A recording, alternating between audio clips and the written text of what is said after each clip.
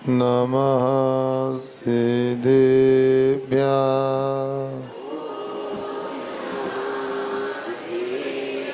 ॐ नमः सिद्धेभ्यः। ॐ नमः सिद्धेभ्यः।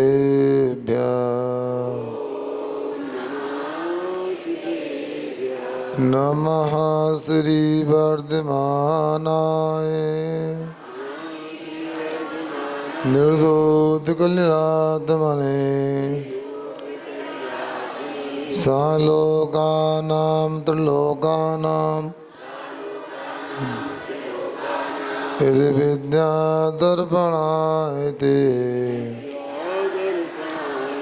पंच परमेष्टि भगवंतों की मूल नायक श्री महावीर भगवान की परिसर महापर्व की उत्तम तप धर्म की आचार्य श्री कुंद कुंद महाराज की आचार्य गुरुवर श्री विद्यासागर जी महाराज की आचार्य श्री समेश सागर जी महाराज की परम पूज्य मुनिवर श्री निर्णय सागर जी महाराज की पूछलक श्री अटल सागर जी महाराज की जय। मुनि संघ की। उपस्थित महानुभावों, प्रतिदिन तो पानी गिर रहा था। सुनो, आपको बोलना तो मौका है, ये मौन ले लो। फिर प्रतिदिन पानी गिर रहा था, ठंडक थी, वातावरण था, मगर गिरत गंजे है अतिशयकारी भगवान या विराजमान है। तुम लोगों को मैं क्या उपदेश दूं कि तब क्या होता है। आज सूर्य देवता स्वयं कह रहा है उत्तम तप का दिन है। और बंधुओं, आप लोगों को पता होना चाहिए, आचार्य कुंद कुंद स्वामी जी ने एक गाथा सूत्र लिखा है, एगो में सासदो अपाराण दंसन लक्षणा शेषा भैरभवा भावा सभ्य संयोग लक्षणा। मेरा तो एक शाश्वत आत्मा है और उसका ज्ञान और दर्शन लक्षण है। शेष जो भी है सबके सब संयोगी भाव हैं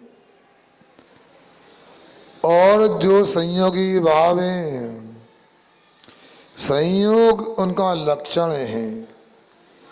यूं तो कोई का कोई नहीं है, हम ना किसी के कोई ना हमारा, झूठा है जग का भेवारा।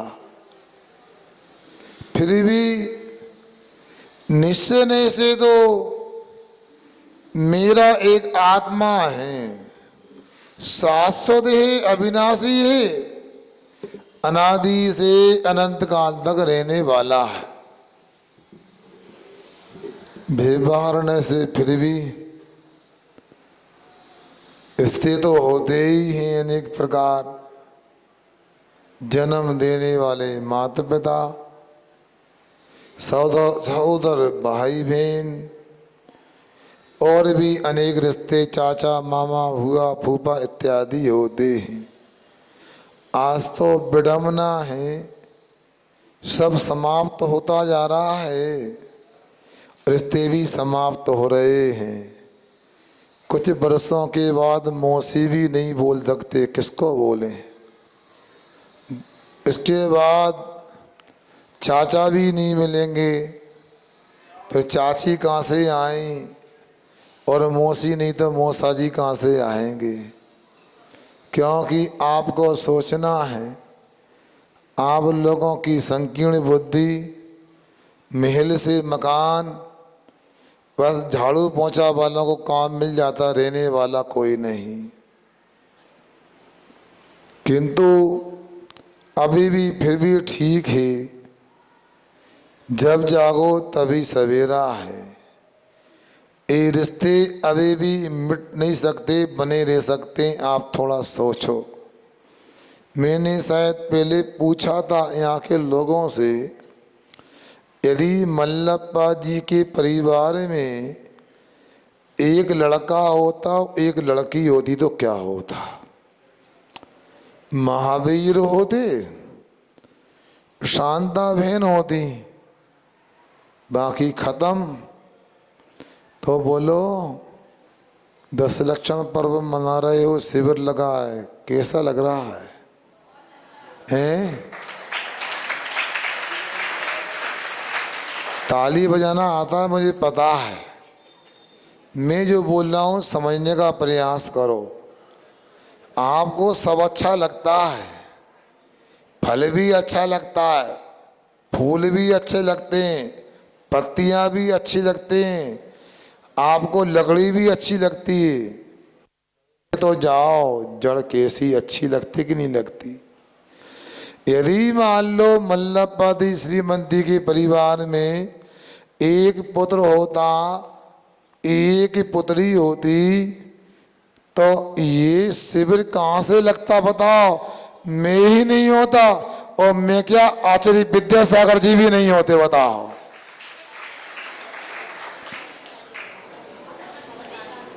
अब आपको सोचना, ज्यादा मैं स्पष्ट नहीं बोल सकता हूं, इसलिए आप तो ये सोचो, रात में कोई बच्चा आया था कि हमारे बब्बा 9 भैया थे।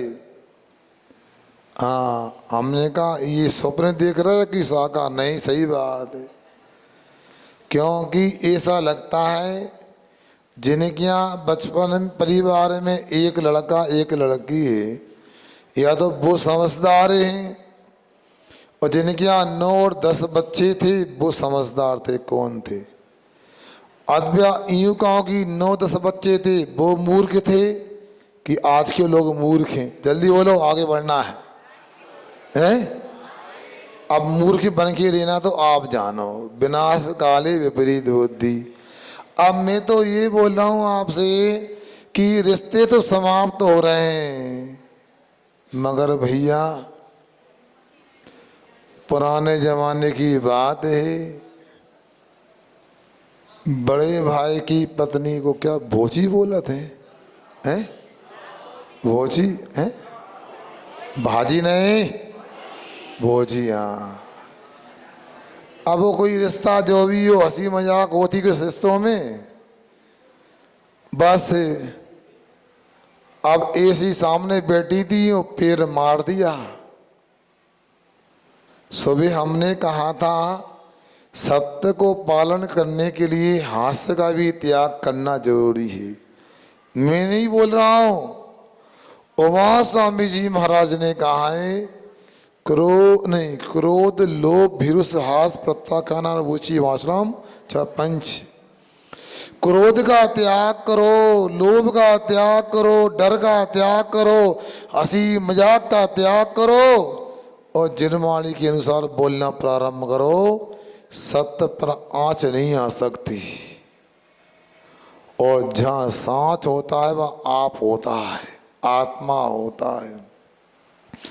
मगर हंसी मजाक महंगी पड़ जाती है। शिखर चंद जी, रोग की जड़ खांसी, लड़ाई की जड़ हाँसी। कभी कभी कमजोर व्यक्ति होता है, तत्काल तो जवाब नहीं देता है, प्रतिकार नहीं करता है, समय पर आने पर ईंट का जवाब पत्थर से देता। अपन को नहीं देना। अपन तो देखो 10 दिन से सुन रहे धर्म की बात, आज 7 बार देने, आगे भी सुनेंगे। अपने को पत्थर का जवाब फूल से देना है। क्या? पत्थर का जवाब फूल से देना है। काहे के? तुम यही करो, बताओ, प्लास्टिक के फूल लेके आओ, ज़्यादा पैसा है इनके पास में। अरे बगीचे में चले आओ, तोड़ के ले आओ, वास्तविक प्लास्टिक के लेके आओ, बताओ। हैं?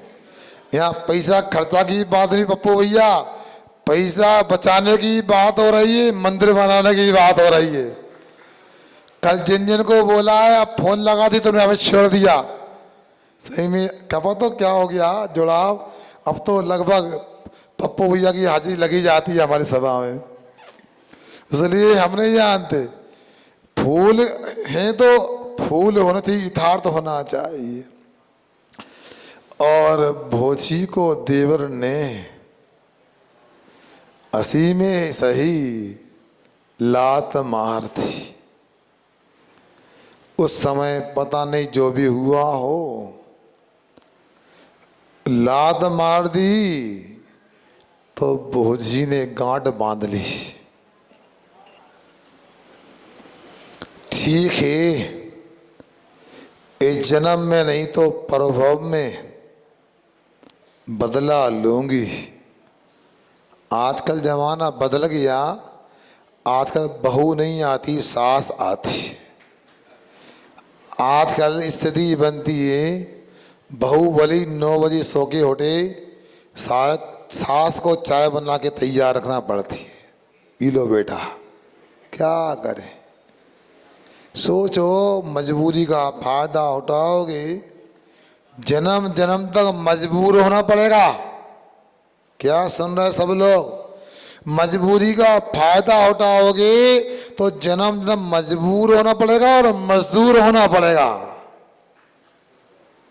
जब तक तेरे पुण्य का बीता नहीं करार, तब तक तुझको माफ है अपगुण करो हजार। एक तरफा नहीं बोल रहा हूं मैं, सासुओं को भी अपना कर्तव्य निर्वाह करना चाहिए। मगर ये आजकल चलन क्या हो गया बताओ? मंदिर आए या नहीं आए, चौके में रहे या नहीं रहे, किटी पार्टी और घूमने तो जाना ही जाना है, साल भर में 3 बार। क्या है, जैन कुल में जन्म लेने से कुछ नहीं होता। रावण भी शांतिनाथ भगवान का भक्त था, कहाँ गया? सोच लो। तो बंधुओं,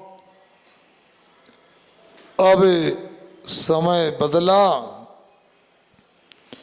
और जीवन पुनः प्राप्त हुआ और श्रेष्ठी कुल में जन्म लिया। लाडला पुत्र था, बहुत ही सुंदर मासूम था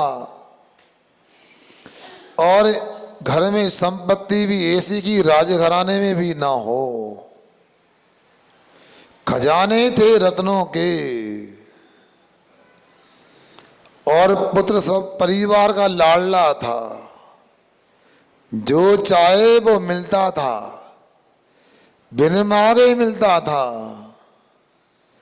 पहले कोई अच्छा काम किया होगा, साधु संतों की सेवा की होगी, भैया व्रत तप किया होगा और भैया व्रत तप करने से ही ऐसा योग बनता है। प्रातः काल मैंने आपको वो अकृत पुण्य की बात बताई थी।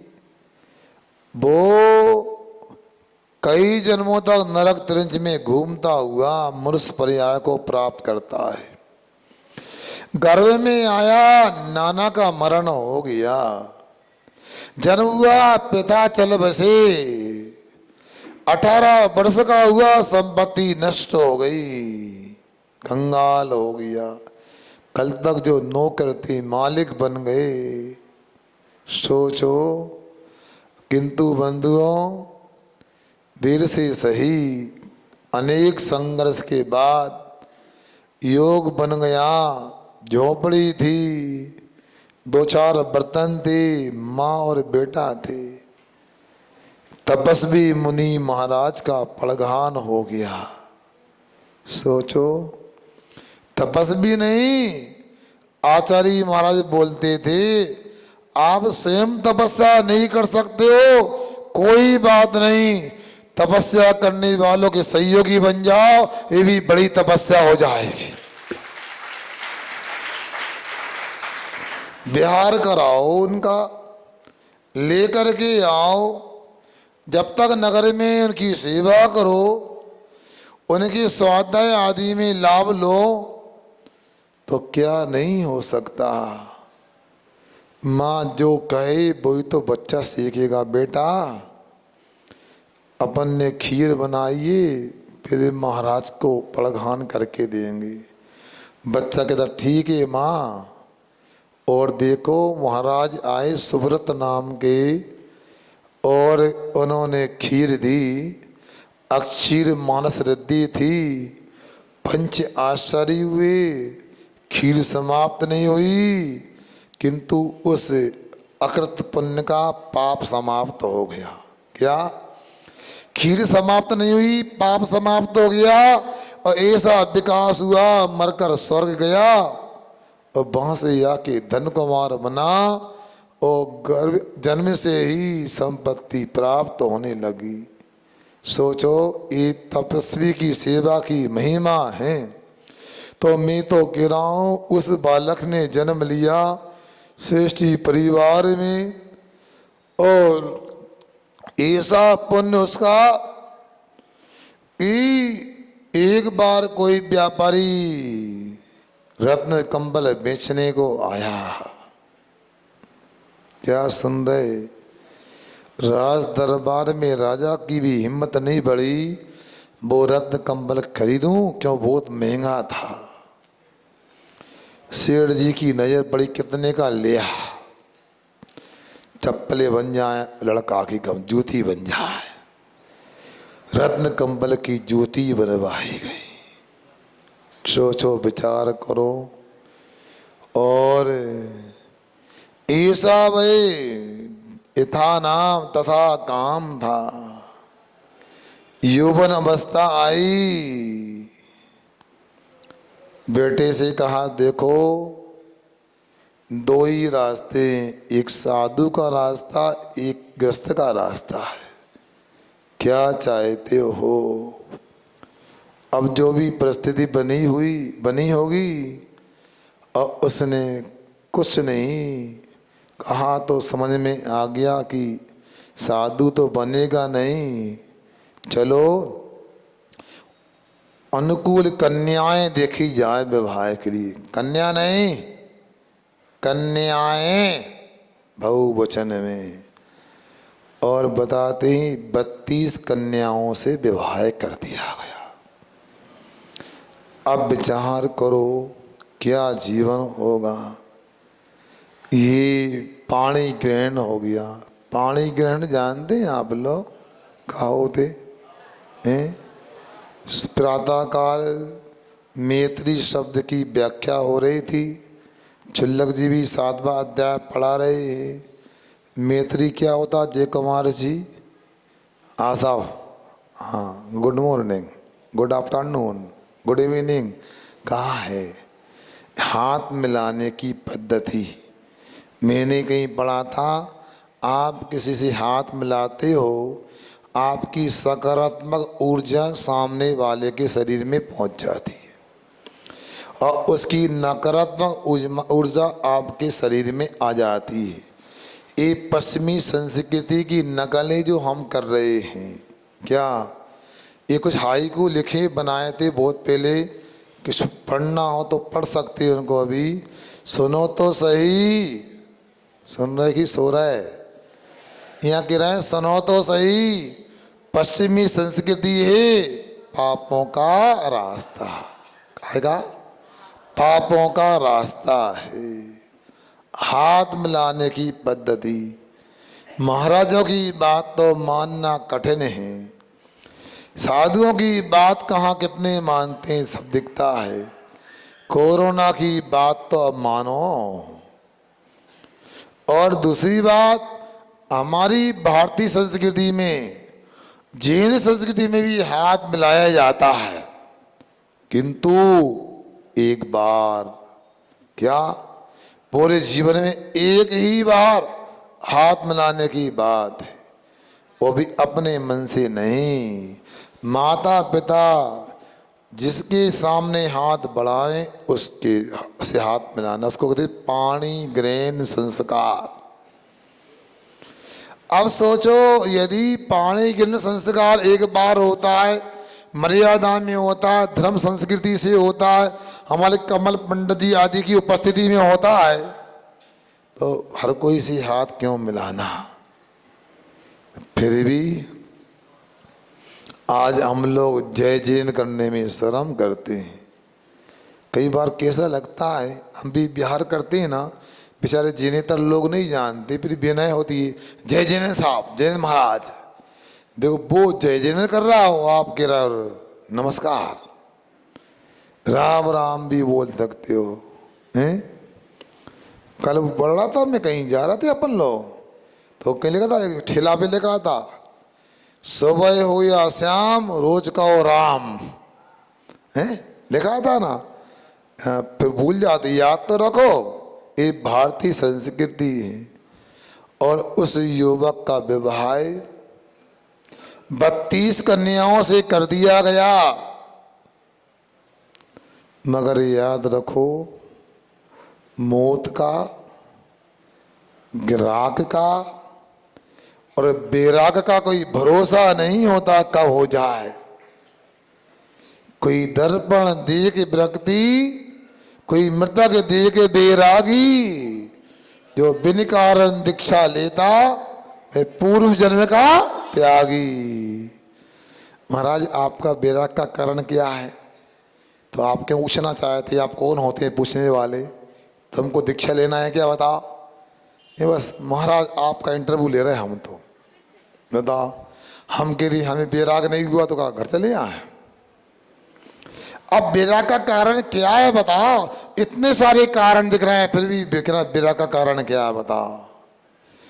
जो शिविर में नहीं है उनकी तो भगवान ही मालिक है, और जो शिविर में आए वे भी सोच रहे कल का बात 2 दिन और बचेंगे।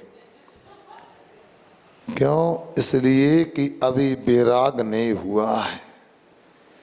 जब बेराग हो जाता है, कोई मुर्दे को देख करके होता है, कोई दर्पण को देख के बेरागी हो जाता है।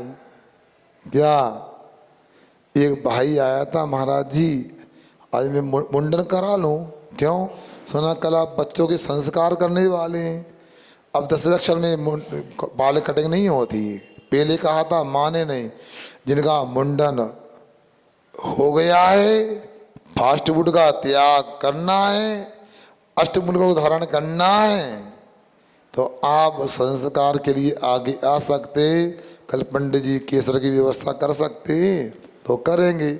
अब मैं ये बोल रहा हूं कि आप लोग तो इतनी आकुलता में जीते हो, आप 10 दिन के लिए भी मुंडन कराने को तैयार नहीं होते हो, और जिनके बीच में रहते हो वो अपने लिए क्या करते हैं? 2-2 महीने के लिए व्यापार छोड़ के जाते हैं। कहाँ जाते हैं? पता करना कौन की बात कर रहा हूँ, समझ में आ गया है क्या?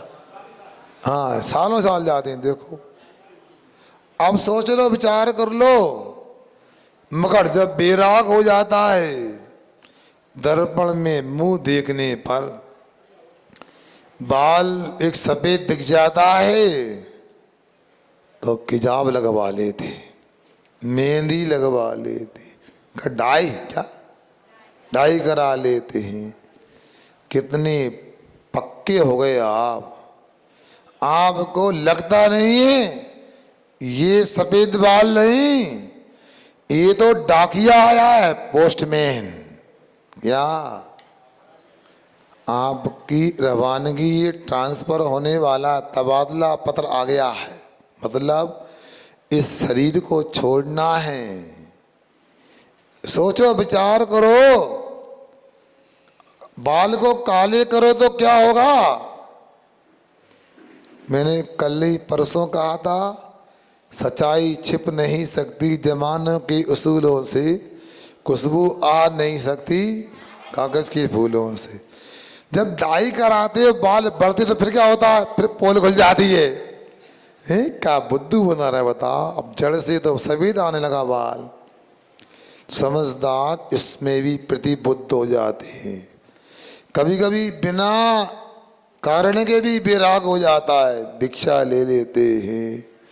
उस बालक को वैराग हो गया और उसको मन में आ गया, मैं उन कर्मों को तपाऊंगा जिसे महावीर ने तपाया है, मैं उन कर्मों को रुलाऊंगा जिन्होंने महावीर को लड़ाया है। मैं गिर का नहीं महावीर का बेटा हूं, मैं उन कर्मों को नसाऊंगा जिसे महावीर ने नसाया है। और फिर क्या था, 32 कन्याओं के बीच में सांकल तो एक ही खतरनाक होती है। एक जगह में आहार करने गया तो 2 भाई आहार दे रहे थे, भाई नहीं थे वो, साड़ू भाई थे। क्या तो हमने कोई प्रसंग पूछा, ये कौन है? अब ना पूछो महाराज, का है हम 2 ही जने एक ही दुकान से ठगा हैं।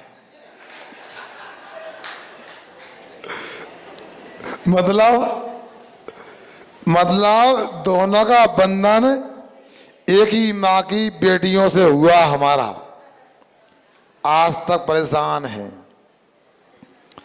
अब सुनो, जब एक विवाह एक कन्या से ऐसी दशा है, 32 कन्याओं से विवाह हो गया, अच्छा कि बुरा? बोलो भैया, पंडित जी आप बोलो, जी तो झूठ बोलते हैं ऐसा लगता है। अच्छा कि बुरा? बोलो हैं? ऐसे होता है। फिर भी अपन निराशावादी क्यों बने, आशावादी बने? किसी ने कहा है कि निराशा जीवन को बर्बाद कर देती है, आशा जीवन को आबाद कर देती है। इस शरीर से सुख मत मांगो बंधुओं, यही आशा तो तुमको बर्बाद कर देती है। इसलिए किससे आशा करें? मगर निराशा भी तो कोई समाधान नहीं। जो होता है वह अच्छा होता है। एक बाल को देखकर वैराग हो गया, जिसे ड्रेसिंग टेबल पर कांच आईना लगा था, रोज कंघी की जाती थी, रोज श्रृंगार होता था, उसे श्रेष्ठी पुत्र का भी होता था और पुत्र वधुओं का भी होता था। दर्पण कमाल कर गया। क्या बाल को देखा, उसे याद आ गया। क्या याद आ गया? मत रूप निहारो दर्पण में, दर्पण धुंधला हो जाएगा। निज रूप निहारो अंतर में, जीवन उजला हो जाएगा, जीवन उजला हो जाएगा। फिर क्या था, अर्धरात्रि थी, सब पत्नियां सोई हुई थी गहरी नींद में, और ऊंचा मकान था, 7 मंजिल का था। क्या करना? जीवन में अब विलंब नहीं करना। चलम चित्तम चलम वित्तम चलम जीवति यौवनम, यमस करना नास्ति धर्मस्य दुर्तम गति। एक बुद्धि पता नहीं कब खराब हो जाए। अच्छा व्यक्ति भी पागल होता है, जन्म से तो मेरे ख्याल से पागल कम होते हैं। क्यों भैया बता? लोग बाद में पागल होते हैं। पागल नहीं है तो अभी तो समझदारी से काम लो। छलम विद्यम, धन का कोई भरोसा नहीं है। जो करना है कर लेना चाहिए। कल उत्तम त्याग का दिन है। काय का दिन है? त्याग का दिन है। घर का त्याग करो आप लोग। कल दीक्षा के लिए सीढ़ी पर चढ़ाओ। क्यों? क्या करना? कल का क्या प्रोग्राम है? गिरतंज वालों, कांग्रेस सुभाष चंद्र, तो पीछे बढ़ जाते हो। कल का क्या प्रोग्राम है? दीक्षा लेना है क्या? का ये कह रहे सुभाष भाई कह रहे हैं कि महाराज जी इतने से आई भी कह रही है इतने दे तो दो, कितने दोगे तुम बताओ, मीटिंग कर लो घर में जाके, तो बाद में लड़ाई हो तो हम क्या कहने हैं? क्या कह रही? दे दो। अच्छा चलो भैया हो गया, प्रस्ताव पास हो गया, तुम्हारी गलती के लाई। आओ ऐसे ही हमारी पूरी माता बहने यदि हाउ कहती यहाँ आए और इस तिजोरी की चाबी से ताला खोलते यहाँ आए तो पता लगा महीनों का काम मिनटों में हो जाएगा हमारा। ताली बजाने का नहीं बोला है, चाबी दो उनको लाने जा, उनका हाल के हैं? कौन आपको ये कैसे पता पड़ा? आपने कैसे कह दिया बता? सुनो, अब आपसे ये कहना चाहता हूं मैं, त्याग तो त्याग होता है, राग का भी त्याग में उपयोग कर लिया।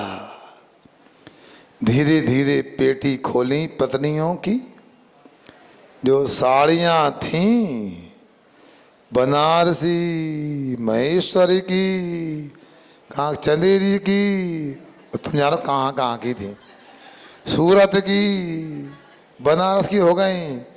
अब साड़ियों का क्या करना है? बस पीछे की खिड़की का दरवाजा खोला और एक में एक से जोड़ा, गटान लगाई और दीक्षा हमारी हुई थी तो लोगों ने मेहंदी लगाई थी। हमारी दीक्षा भी कैसी हुई? ताबड़ तोड़ में 7 बजे पक्की हुई दीक्षा की, कह रहे हम। हाँ, और इसके बाद में पीएस लॉन्च किए, इसके बाद कुछ नहीं पत्र वगैरह लिखे, सो रहे थे, कुंडलपुर के अध्यक्ष जी आ गए, कुछ लोग मेहंदी लगाना चाहते थे, मेरी बस की नहीं, मैं लेटा रहा, पैर में हाथ में मेहंदी लग गई, लाल लाल हाथ पांव हो गए। अब वहाँ कौन मेहंदी लगाया रात के 12 बजे? अभी तो मेहंदी शादी की नहीं छूटी, और जैसे ही ऊपर से उतरने लगे साड़ियों के सहारे रस्से से, और तपस्या चालू हो गई। इच्छा निरोधा तपहा, इच्छा को रोकना तब है, और सब इच्छाएं रोक दी, एक ही इच्छा बस, कब दिगंबरी दीक्षा प्राप्त करूं मैं? हाँ, पाणी पात्र पुरपटाहारा कदा भविष्यामि, मैं कब पानी पात्र में आहार लेने वाला बनूंगा, कब मैं भवन को छोड़कर वन में जाके तप करूंगा। तप की बड़ी महिमा है बंधुओं। क्यों शिवरार्थी लोगों, भोजन वगैरह अच्छे से हो रहा है आप लोगों का? क्या मिलता है? क्या घास की रोटी दाल? क्या? अरे वो एक पुस्तक में पढ़ते थे, महाराणा प्रताप घास की रोटी, क्या मिलता है महाराज?